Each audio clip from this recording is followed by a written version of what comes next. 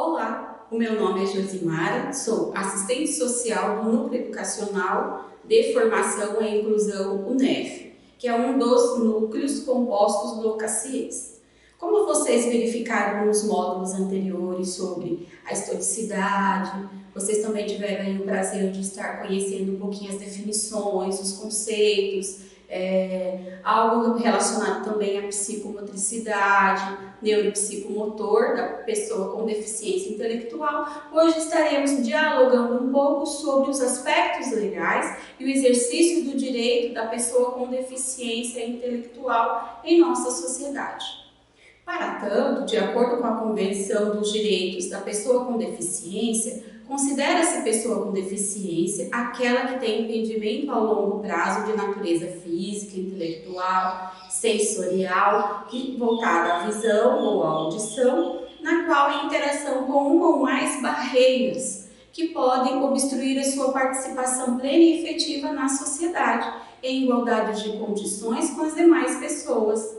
De acordo também com a AADI, American, a deficiência intelectual é caracterizada por uma limitação significativa no funcionamento intelectual e nos comportamentos adaptativos da pessoa com deficiência intelectual. Mesmo com essa definição, a ONU ela vem ressaltar que é fundamental levar em consideração a individualidade deste sujeito e o contexto no qual ele está inserido, pois a deficiência ela não se restringe ao sujeito, mas sim ao ambiente, à sua volta, que são as barreiras enfrentadas nesse espaço no qual ele está inserido. Barreiras como barreiras atitudinais, barreiras arquitetônicas, barreiras voltadas na área da tecnologia também. Então, diante dos nossos marcos legais, das nossas legislações brasileiras, referente aos direitos da pessoa com deficiência, e hoje em específico, a pessoa com deficiência intelectual, ela tem os mesmos direitos que as outras pessoas,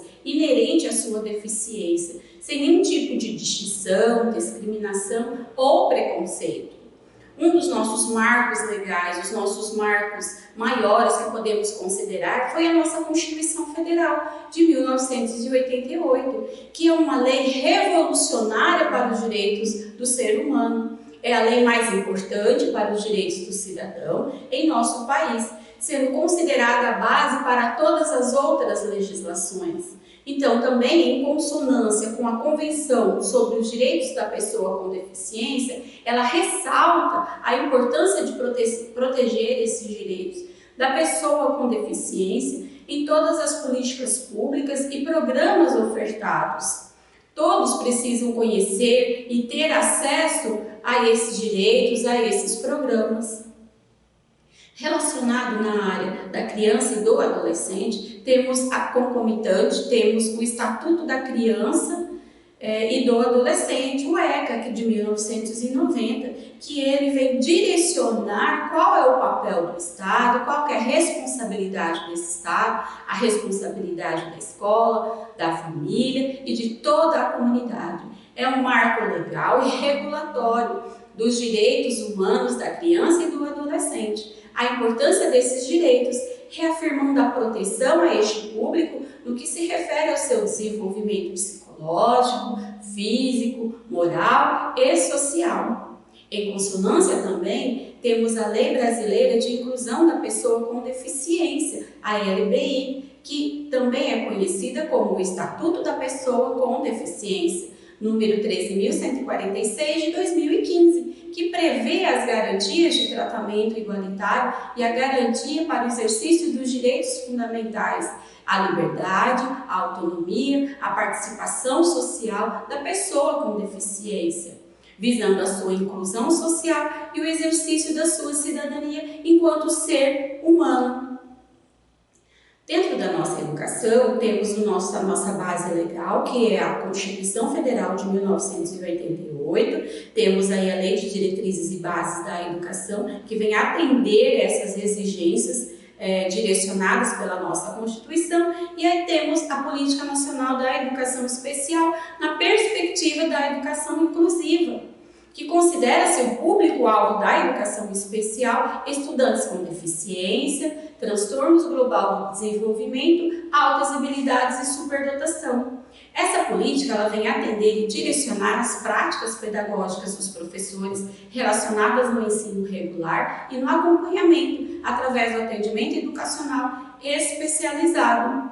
Quais são os eixos da Política Nacional da Educação Especial na perspectiva da educação inclusiva? Vários são esses eixos. Eu trouxe alguns aqui para vocês, para nós estarmos dialogando, que é a transversalidade da educação especial, desde a educação infantil, a educação fundamental, média, até a educação superior. A formação continuada aos profissionais da educação, o atendimento educacional especializado, a participação da família e da comunidade neste processo de desenvolvimento e aprendizagem deste estudante, a articulação intersetorial entre os objetivos fundamentais. Essa articulação com os outros setores se faz necessário dentro da nossa educação inclusiva, dentro da modalidade da educação especial. A escola, ela tem um papel fundamental no processo de ensino-aprendizagem do estudante com deficiência e com deficiência intelectual, possibilitando a este estudante desenvolver as suas habilidades, as suas potencialidades, levando em consideração a especificidade, a particularidade, todo o contexto que envolve este estudante e a sua limitação. Então, diante da nossa educação, um dos pré-requisitos que temos como base é que esse estudante ele tem o direito de estar inserido em uma unidade escolar. É somente um pré-requisito para que ele possa ter o acesso à escolarização. Para isso, deve também ser ofertado o apoio e os recursos necessários para esse estudante, para eliminar as suas barreiras no processo de ensino e aprendizagem, para que de fato ele possa aprender, levando em consideração a especificidade de cada um. Promover a acessibilidade arquitetônica, recursos pedagógicos, orientação e informação. Todo esse processo é necessário para o desenvolvimento desse estudante, o acolhimento, o conhecer esse estudante, quem é o meu estudante, quais as suas dificuldades, qual a sua limitação, para que de fato possamos planejar, fazer um planejamento das nossas ações enquanto professores.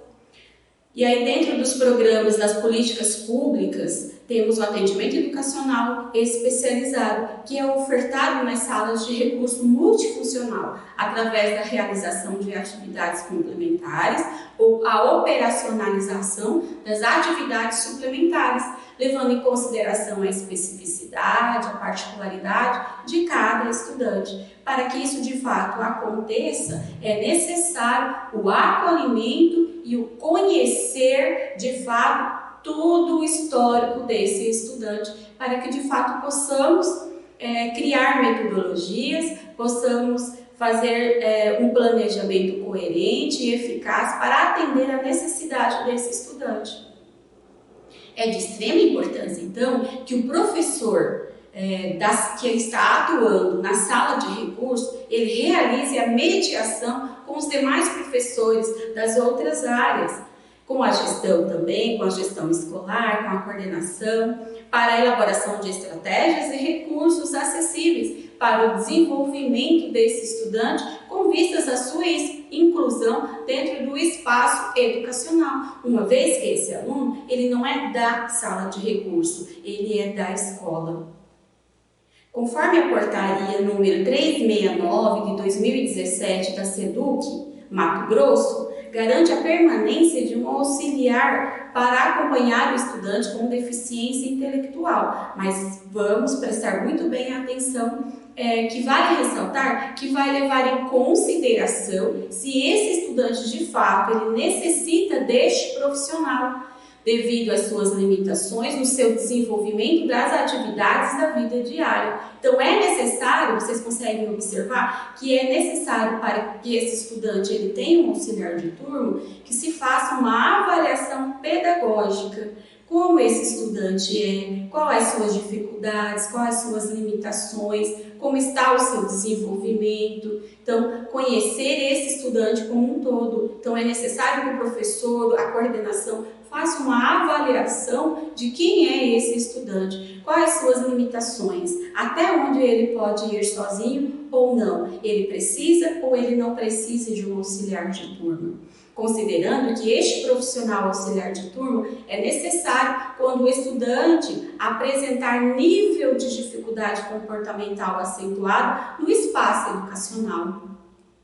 E aí o exercício, as atribuições relacionadas ao auxiliar de turma é para orientar e executar ações voltadas ao desenvolvimento da autonomia desse estudante, né? Que é voltada à sua higienização, à sua locomoção, à sua alimentação, propiciando o desenvolvimento e a autonomia desse estudante no seu espaço educacional. E aí, para que de fato aconteça o desenvolvimento, é necessário trazermos a família para esse campo, fortalecer essa família enquanto instituição responsável pelo seu filho e a escola enquanto instituição responsável para o processo educacional desse estudante. Então, nessa perspectiva, o trabalho em rede é de suma importância para o desenvolvimento do estudante com deficiência intelectual. O trabalho em conjunto com essa família, pois a família ela tem um papel decisivo para o desenvolvimento do seu filho, desde a fase do diagnóstico, a continuidade do acompanhamento, se for necessário, por uma equipe multiprofissional, na área da saúde, na área da assistência, para que de fato aconteça o processo de aprendizagem desse estudante, que ele seja estimulado pela sua família a querer e a poder aprender. E aí, de um ou outro lado, nós temos a escola, que desenvolve estratégias, levando em consideração o tempo, o espaço de cada estudante. Do outro lado, essa escola ela deve estar aberta e ciente do seu papel educacional e socializador.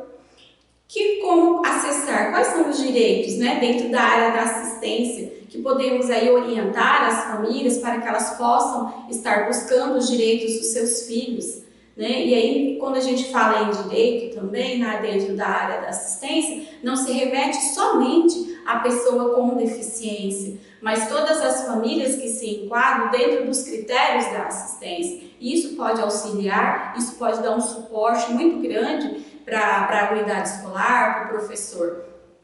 Uma vez que a escola ela tem a sua responsabilidade até o campo educacional, passou daí é de responsabilidade dessa família buscar a área da saúde, a área da assistência, a área da previdência. Então é importante nós, enquanto professores, ter um conhecimento de quem é a minha rede, né? Quem eu posso buscar para esse apoio, esse suporte, aonde eu posso orientar essa família. Então, temos aí a Lei Orgânica da Assistência Social, a LOAS, a Lei 8.742 de 93, que ela vem retratar a assistência social como um direito do cidadão e o dever do Estado prestar independentemente de contribuição. Então, dentro da assistência não há necessário essa contribuição, sendo prevista na Constituição Federal de 88 e regulamentado pela Lei Orgânica da Assistência Social, que é o LOAS. As informações sobre esses benefícios, sobre os programas, os serviços, os projetos ofertados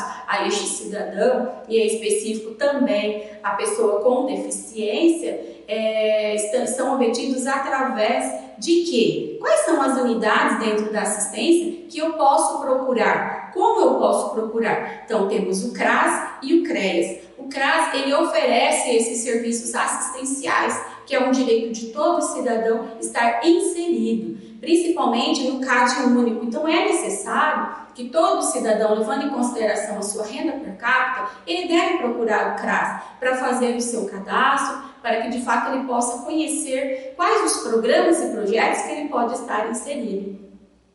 E um dos programas e um dos benefícios maiores que nós temos dentro do CRAS é o BPC, que é voltado para a pessoa com deficiência, para o idoso, né? Então, o benefício da prestação continuada é de maior importância para a pessoa com deficiência, pois é um benefício socioassistencial regulamentado pela Lei Orgânica da Assistência Social, havendo critérios, sim, para que esse cidadão ele tenha a aquisição desse benefício. E esses critérios vão ser feito todo o levantamento pela a unidade que é o CRAS, pelos profissionais do CRAS. aonde ele deve comprovar a sua renda per capita, a comprovação da sua deficiência, o nível de incapacidade para a vida independente, para o trabalho temporário ou permanente, passando por uma perícia médica também ao INSS. Aí todo esse processo é realizado em uma das unidades do CRAS, aonde todo e qualquer cidadão ele deve procurar. E voltado ao benefício da prestação continuada, a pessoa com deficiência pode estar indo lá, acompanhada dos seus familiares, se esse for de menor, ou se ele for de maior também, ele pode estar indo à unidade e realizando o seu cadastro. E aí é feito todo um levantamento e se essa pessoa se enquadrar dentro desses critérios, ela vai ter o direito ao benefício da prestação continuada, que é o valor de um salário mínimo. Então, na área da assistência, como eu já falei para vocês, os programas assistenciais, eles são desenvolvidos pelo CRAS, ofertados pelo CRAS, e aí tem o CREAS, o Centro de Referência da Assistência Social, né, das áreas especializadas. O que seria isso? É uma unidade que tem o objetivo de acolher, orientar e acompanhar as famílias e indivíduos em situação de risco pessoal e social por violação de direitos, que demandam a intervenção no âmbito do SUAS. É uma unidade que é composta por uma equipe interdisciplinar. Então, no que se refere ao CREAS, que é dentro da nossa assistência, também é voltado à violação de direitos. Um exemplo, se dentro da nossa unidade escolar, levando em consideração aí o papel dos conselhos tutelares, no que se refere à evasão desse aluno, no que se refere ao nível de reprovação muito alto desse aluno, e aí violência doméstica, abuso sexual. Então essa violação de direitos muito gritante que muitas vezes acontece, elas acabam vindo para dentro do nosso ambiente educacional e prejudicando o desenvolvimento desse estudante. A gente vai fazer o quê? De que maneira? Vamos acionar o Conselho Tutelar a partir dos nossos registros, a organização da pasta desse aluno com os registros todos realizados. Então, o Conselho Tutelar ele vai fazer todo o direcionamento. Se de fato for comprovado que esse estudante ele sofreu violação de direitos e é necessário um acompanhamento, então é encaminhado para o CREAS. Aonde o CREAS ele vai fazer o acompanhamento desse estudante em todas as áreas no que se refere aos seus direitos que estão sendo violados, tanto no âmbito educacional, no âmbito da saúde ou no âmbito familiar também. Então, na área da saúde, a gente tem aí os serviços ofertados pela área da saúde, que é a atenção básica às necessidades do cidadão, o acesso a um diagnóstico precoce, o tratamento e acompanhamento, se essa pessoa com deficiência intelectual necessitar de uma equipe multiprofissional, ele tem esse direito resguardado enquanto cidadão de prioridade dentro da área. Se essa deficiência intelectual vier acompanhada de comorbidades, ele tem o direito à medicação e os outros serviços de atendimento também dentro da área da saúde. Direito ao transporte. O direito ao transporte público, levando em consideração os critérios que a gente tem que levar em consideração, os critérios de cada município, de cada escola, então ele pode ser gratuito ou ele pode ter um desconto no transporte público. Então é necessário que se procure as unidades do município para verificar todos esses critérios. Agora, no que se refere ao transporte interestadual, que é entre diferentes estados do Brasil.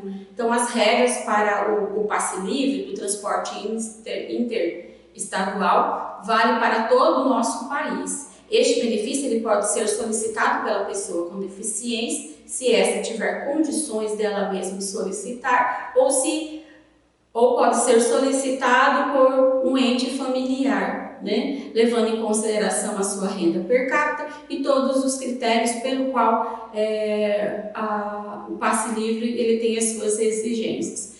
Como pode ser acessado, de que maneira que eu posso verificar se eu tenho ou não tenho direito, se eu sou ou não sou beneficiário desse passe livre. Então ele pode ser acessado o formulário no site do Ministério do Transporte, /passe livre, realizando o processo para aquisição da carteirinha. Então aí também temos a Lei 8.213 de 91, que é conhecida como a Lei de Cotas, que determina que as pessoas com deficiência ocupem de 2% a 5% do quadro de funcionários, levando em consideração a realidade de cada instituição. Entretanto, não se trata de uma imposição. Dessa maneira, amparados por lei, as pessoas com deficiência, elas ganham o direito de ingressar no mercado de trabalho. Mas para isso, portanto, o enquadramento nas leis de cotas depende também do laudo médico atualizado, indicando a deficiência e o grau dessa deficiência. Para a legislação trabalhista, a deficiência intelectual é o funcionamento intelectual inferior à média que se manifeste antes dos 18 anos. Essa legalidade equivale tanto no âmbito da iniciativa privada quanto na iniciativa pública. Mas para garantir a inserção da pessoa com deficiência e com deficiência intelectual, neste caso, no mercado de trabalho, é necessário garantir, primeiramente, a acessibilidade, a capacitação dessas empresas, das instituições, de empregabilidade, combater o preconceito, disponibilizar programas de capacitação. Também esses programas devem ser disponibilizados a esta pessoa com deficiência intelectual, com direito à igualdade e à sua capacitação, para que de fato ela possa estar exercendo a sua função neste mercado de trabalho. Então, para que aconteça a inclusão da pessoa com deficiência na sociedade, parte da premissa de que essas pessoas elas receberão o respeito que merecem e terão os seus direitos assegurados e defendidos dentro da nossa sociedade. Estimular a inclusão é aceitar de fato e incentivar que haja essa diversidade. Diversidade de gosto, de pensamento, de raça, de cultura, de habilidade, que haja esse respeito diante da nossa diversidade. É preciso que compreendamos que todas as pessoas possuem suas características específicas, particulares, interesses próprios, habilidades e necessidades de aprendizagem, diferentes umas das outras. Então, para que de fato aconteça a inclusão ou desenvolvimento da pessoa com deficiência intelectual, é necessário o respeito, é necessário olharmos para ela enquanto ser humano. E para que de fato o seu desenvolvimento aconteça, também é necessário esse trabalho em rede, enquanto educação, enquanto família, enquanto saúde, enquanto assistência, previdência. Então, eu trouxe aqui para vocês hoje um pouquinho desses direitos, os marcos legais maiores, mas muitos são os outros marcos legais. E aí eu vou deixar para vocês na plataforma alguns links no qual vocês podem estar estudando, se aprofundando mais no que se refere a esses direitos e os deveres também da pessoa com deficiência. Deixo também as atividades aí para vocês. Espero que vocês tenham gostado do nosso módulo e até a próxima.